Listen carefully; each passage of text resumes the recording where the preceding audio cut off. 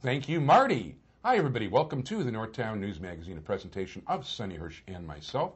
Dial us up on the World Wide Web at www.ntnm.org, where at this point, 40,000 shows have been watched. Are you people nuts or something? But thank you so much. We do appreciate it. CAPS. We're really big on CAPS.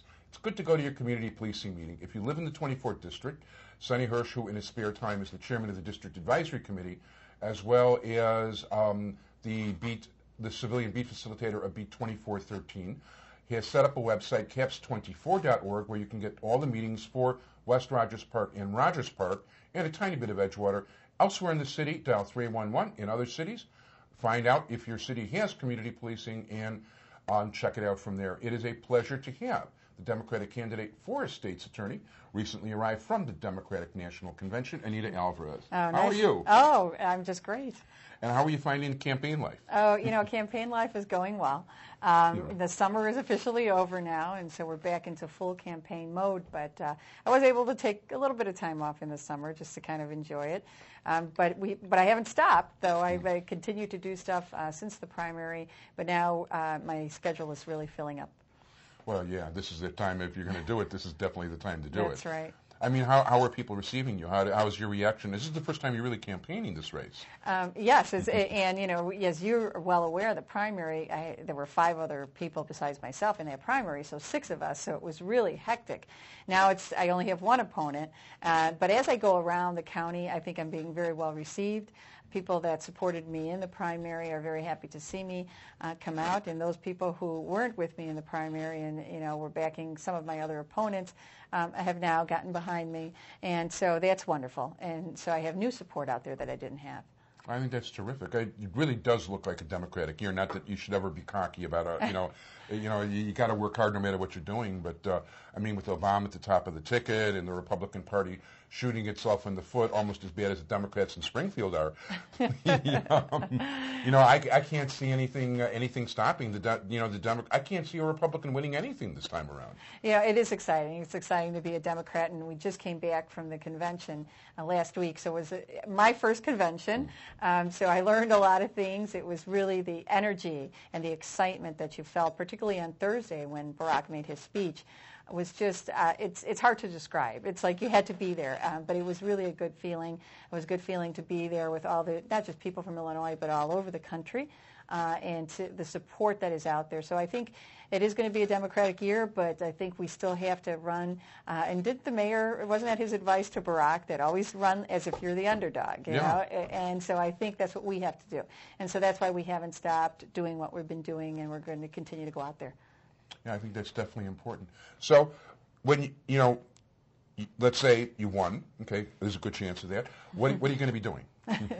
I can't wait to get back to work. That's how I feel right now. Because you've been actually in the States, for those who don't know, you were the number 3 person in the State's Attorney's Office? That's correct. Okay. That's correct. My entire legal career, so 22 years I've spent in the Cook County State's Attorney's Office. And even though presently my status is I'm on a leave of absence, so I can campaign full-time, I'm anxious to get back to work. And there are many things that I would like, when I get in there, to implement, and so many things that I want to do to make this office an even better office. You mentioned particularly CAPS and community policing.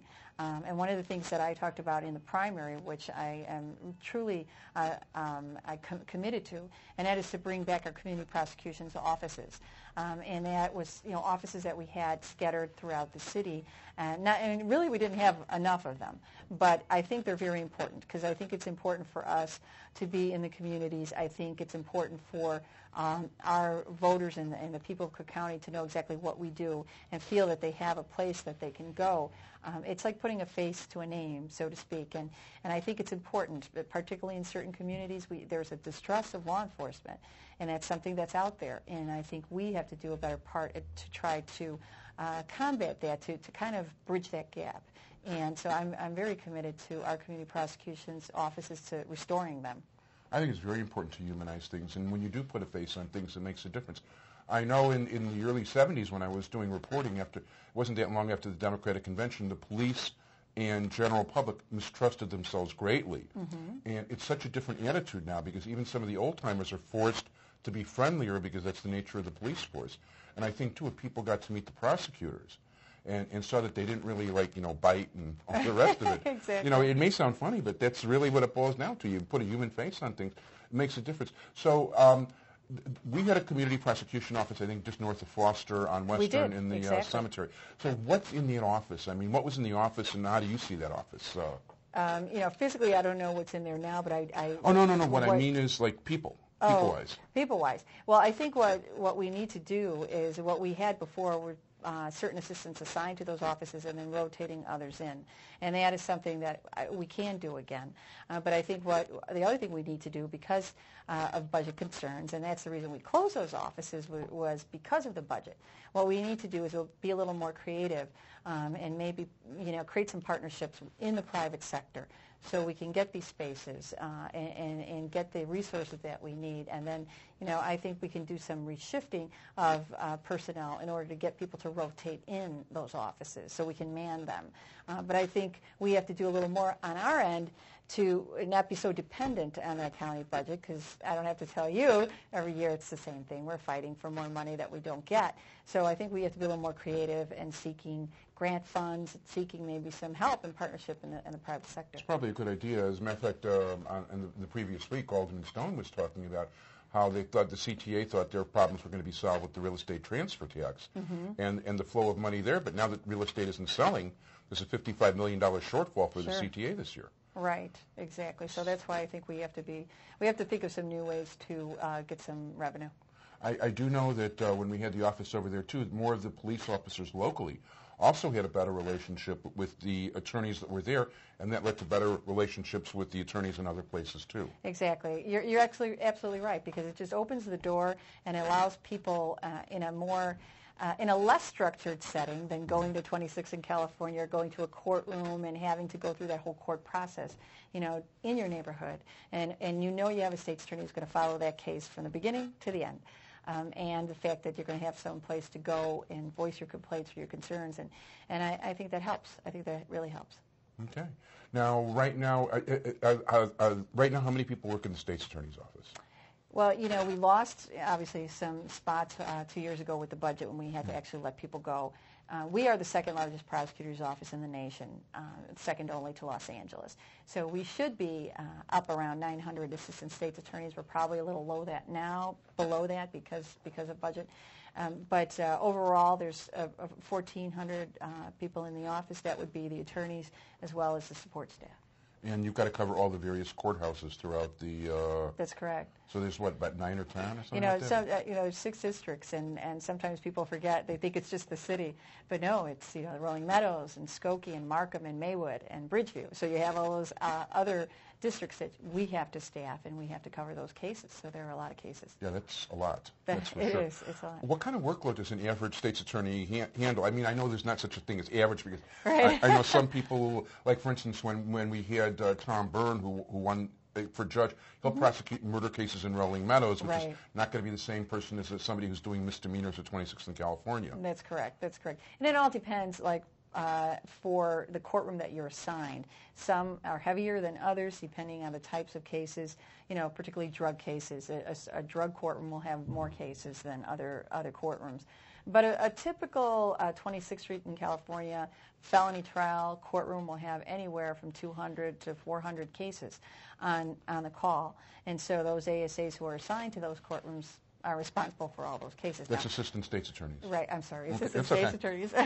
And they are responsible for all of those cases. Now, they don't come up on the call in court every day, but that's what you have in your courtroom. And misdemeanor courtrooms can be heavy, but those misdemeanor cases, obviously, you can sort through quicker than the felony cases. I would hope so.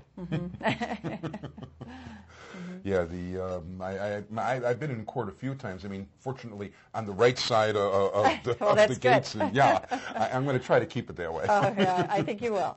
Okay, well, thank you. Okay, what other things are you looking at? I'm looking at making some improvements, I think, in domestic violence. That is a courtroom that I worked long ago when I was a young assistant state's attorney, but it's also an area that I am very interested in and passionate about. And although we've made some great changes over the years, Dick Devine has made some great changes in that domestic violence unit, I think there are still more things we can do, particularly with how we train the assistant state's attorneys who work those particular courtrooms, because that's a tough assignment to have. Domestic violence is a tough assignment to have. And so I think we need to step up the training for those assistant state attorneys before they go into those courtrooms and handle those cases. And there's a program that I'm aware of out in Brooklyn, New York, where 911 tapes on every domestic violence call are transmitted directly through the courtrooms. So those DAs out in Brooklyn have the benefit of having that 911 tape for the bond hearing, and they have it for the duration of the case. We eventually get 911 tapes, but we have to subpoena them, and that would be beneficial to have that at the start, right at the bond hearing level. So that's a program that's out there that's working well for them, and that's something I'd like to explore to see if we can develop something similar to that, or the exact program here, in the city or in the county. I would think, given the technology, there's got to be some way to do it, because if somebody just writes the right few lines of code, right, it should be able to automatically, but not that I would know what those names are. But so that's some of the important things that I think I want to implement. Another unit, mortgage fraud. Okay. And I don't have to tell you, no matter where you live, whether it's south, northeast, what doesn't matter. I think that touches anyone, and particularly we've seen an increase with senior citizens being pretty much built out of their homes, homes that they've paid for, and someone executes a quick claim deed, and then it's gone. So we do those cases, but I think we need to create a unit just to concentrate on those types of cases, because we've seen such an increase with not just identity theft, but also mortgage fraud. And so I would like to develop a separate unit to just handle those cases. And so we have assistants assigned to those who would develop some expertise in that area. It sounds like this. Well, I know there was a Tribune series a few months ago that I was reading about that subject. But it sounds like that there's quite a bit of it then. There are. And like I said, we've seen an increase in it, and particularly touching seniors. Wow, that's scary, because people are a little off, and you never know. It's a very sad situation. That is very sad, yeah. Other points you'd like to touch on? Not that we have tons of time left. Well, I think just overall, I've learned a lot, campaigning, because as we had talked before, I've never run for anything before. This is my first. So I've learned a lot, but I also, I've learned to, trust the voters and trust the people that I'm serving. And again, I'm anxious to get in. I'm anxious to start doing things, make some changes that I think are necessary in order to make this office even better. And so I'm just going to keep on the campaign trail now until November. And, knock on wood, we'll be victorious. No, it sounds good. Let me ask you, because if somebody's running for alderman or a local office, somebody says, well, the streets are dirty, we need them cleaned up. Do people actually say, like we need this in the state's attorney's office? Do people have enough of an idea of what you guys do to make suggestions along those lines? Well, sometimes. It depends on who you're speaking to. Sometimes it's people will get confused. They'll confuse our office with the Attorney General's office. But then there are other people who are very directly involved in their community. And I've had some great discussions with some community leaders about things like diversion programs. Oh. And I think we should be able to offer more diversion programs on the adult side. Obviously, the juvenile Bureau is run on the concept of balance and restorative justice, and so it's all diversion, trying to get these kids into programs to keep them away from the felony courtroom. But I think we need to develop some adult programs, some diversion programs that are available on the adult side to help those people who may have an addiction, who if they're in jail, that's not serving them very well, or society. Let's get them the help they need. So it depends, where you're at, and but there are people who are free to, are giving me their ideas, but it's welcome. Very cool. I want to thank you very much, Anita Alvarez. Is there a campaign contact number or website or whatever? There's a campaign number if you want to call and volunteer. Sure, and by the way, I want to thank Sally Daly Hunt for all her help in getting you here. And together with, and I'm sorry, your campaign manager. Oh, Dan Kirk. Dan Kirk. I knew the Kirk part. I just didn't remember the first name. So, okay, yeah. I can give you the campaign number, which is area code 312-939-8074, and you can call the campaign and volunteer, or get on the website. It's very easy, AnitaAlvarez2008.com. Anita Alvarez, Democratic candidate for State's Attorney, thank you so much for being here, and good luck in the campaign. And don't forget, vote early and often.